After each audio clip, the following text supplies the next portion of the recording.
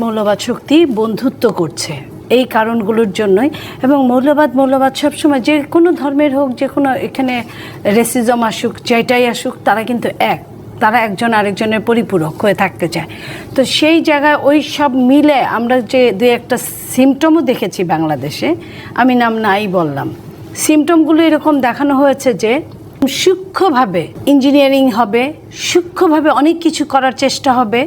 এখন যদি বিএনপি ওইভাবে তটস্থ না থাকে, ওইভাবে যদি সজাগ না থাকে, বিএনপির যদি ওইভাবে জনবল না থাকে, বিশেষজ্ঞ জনবলের কথা বলছি, এবং সরকারের আন্তরিকতা যদি না থাকে, তাহলে কিন্তু এরা মাথাচাড়া দিয়ে উঠবে। এটাই স্বাভাবিক ব্যাপার। উঠবে মানে প্রায় ওঠার পথের চলছে। তারা বিএনপিকে চাপে রাখার জন্যই কিন্তু এত দল নিষিদ্ধ, এত কিছু, বিএনপিকে একা করে দেওয়ার জন্য একটা পায়তারা চলছে।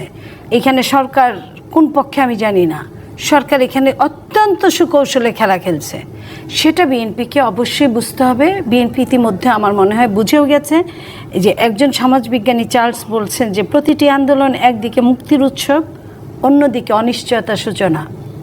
আমি যদি কারোর জন্য মুক্তির উৎসব হয় এই আন্দোলন, তাহলে অন্য কারোর জন্য অনিশ্চয়তার সূচনাও হয়ে যেতে পারে। সরকারের ছত্রছায়ায় লোকজন যে টাকার পিছে দৌড়াচ্ছে, এটাকে সামনে এনে এবং নিজেদেরকে স্বচ্ছ রেখে সামনের দিনগুলো খুব হিসেব নিকেশ করে আমাদের চলতে হবে।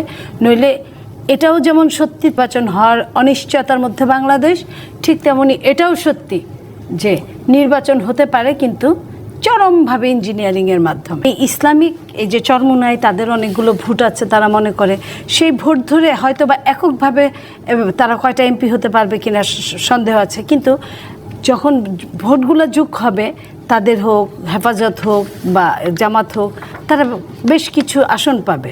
সেই আসনের জন্য তারা কিন্তু তাদের আদর্শের সঙ্গে বেইমানি করেছে।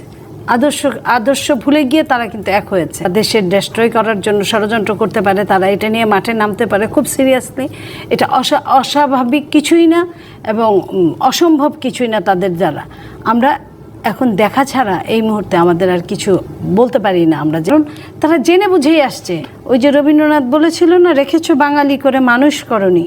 সেই মানুষ না হওয়ার জন্য আমাদের যে যুদ্ধ, সেই যুদ্ধের জন্য আমাদের কিন্তু সেনাপ্রধান বলেছেই যে আপনারা যদি এরকম চুরি করেন, তাহলে আপনাদের সার্বভৌমত্ব এক সময় কিন্তু হুমকির মুখে। দেশটা আমরা চালাবো, এই দেশটা আমাদের হবে, এই দেশটা আমাদের ইসলামিক হুকুমে চলবে, এই দেশটা আমরা যা ইচ্ছা তাই করবো। এই দেশে চাইলেই একটা সময় যেমন চেতনা নিয়ে রাজনীতি হতো, অপরাজনীতি হতো, এখন কিন্তু ঠিক মৌলবাদের অপরাধ